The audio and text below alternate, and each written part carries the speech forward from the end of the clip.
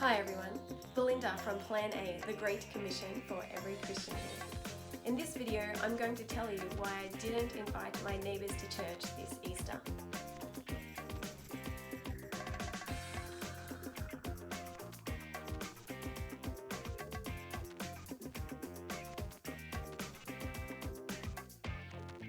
In Australia, Easter is a really key time, strategic time to think about inviting our friends and family and neighbours to church. There are still many Australians who would consider coming to church for Easter and for Christmas. In some ways, it's still part of our culture and our traditions. So why is it I wouldn't invite my neighbours to church? Well, the simple answer is I don't know them well enough. I really don't know where they're at spiritually. If you think about journeying to Jesus, people on a spiritual pilgrimage on the way to Jesus, some people are closer to coming to a point where they're ready to hear more about Jesus, and others are further away. For people who are further away, who are just at the beginning of that journey, what's really important for them is just learning to trust a Christian, to have a Christian in their life that they have a genuine relationship with. As people get warm-hearted and hear more about Jesus, then there's probably a more appropriate time to have spiritual conversations with them or invite them to church. Because I don't know where my neighbours are, it doesn't make a lot of sense to just knock on their door and invite them to church. In fact, I know this because I've done it in the past.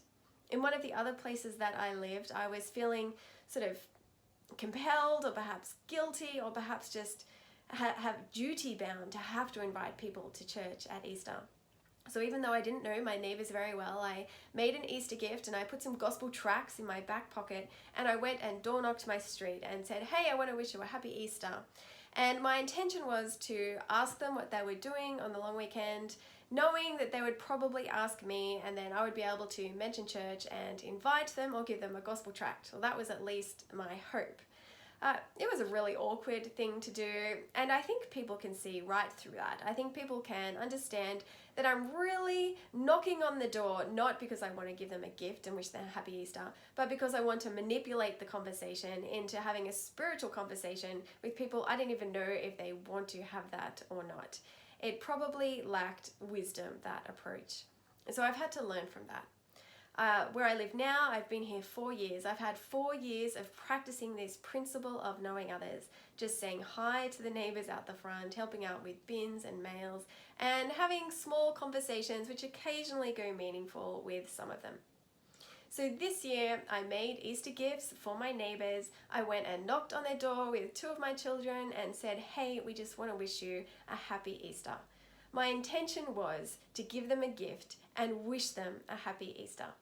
Some of them just took the gift and went back inside. Some of them wanted to know what I was doing for Easter, in which case I happily told them that I would be going to church to see my niece get baptized.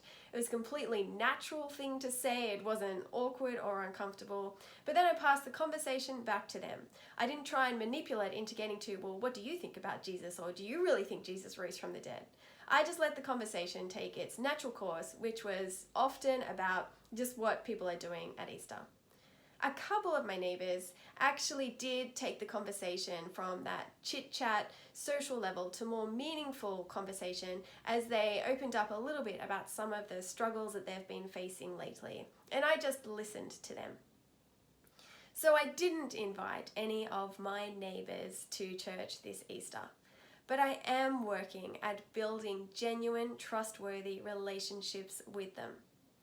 And it's not much of a hero move. It doesn't really make much of a video. They don't make great stories in sermons. But I'm sharing this with you because probably many of you are in the same situation. You don't know people well enough to invite them to church, and you might be feeling pressure to have to invite someone along to one of these really significant Easter events.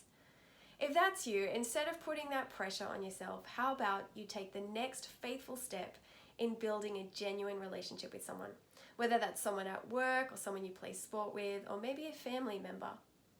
How about you just invite them over, share a meal with them over the long weekend, go and see a movie together.